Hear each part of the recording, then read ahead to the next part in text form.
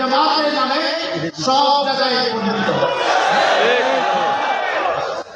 আহলে সুন্নাত ওয়াল জামাতের চেয়ারম্যান হিসেবে নবনির্বাচিত যাকে নির্বাচন কমিশন মনোনীত করেছেন তিনি হচ্ছেন শাইখুল হাদিস আল্লামা কাজী মঈনুদ্দিন আশরাফী মাদানী।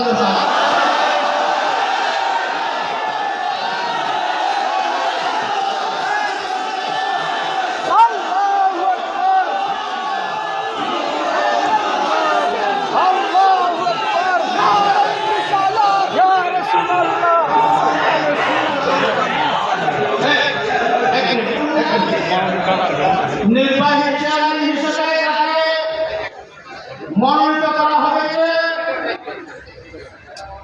পীরে তরিকত আল্লামা Abul Kasem Nuri Madani.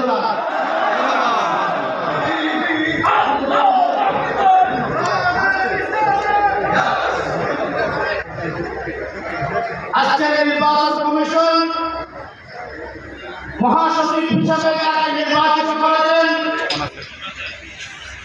Professor doctor Abdullah Al মারুফ সাহেব। যুগ্ম মহাসচিব হিসেবে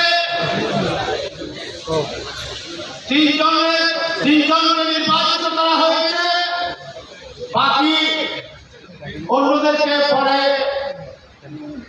এই কমিটি এবং মজলিসের সমাবেশে নির্বাচিত করবে।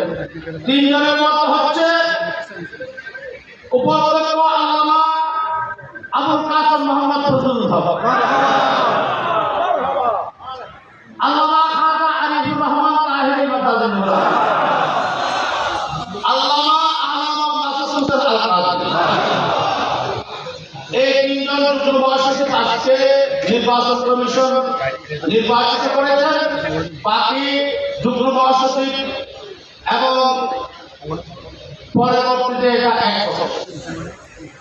সাংগঠনিক সচিব হিসেবে তাকে নির্বাচিত করেছেন আল্লামা মুফতি গিয়াসউদ্দিন আত্মারি।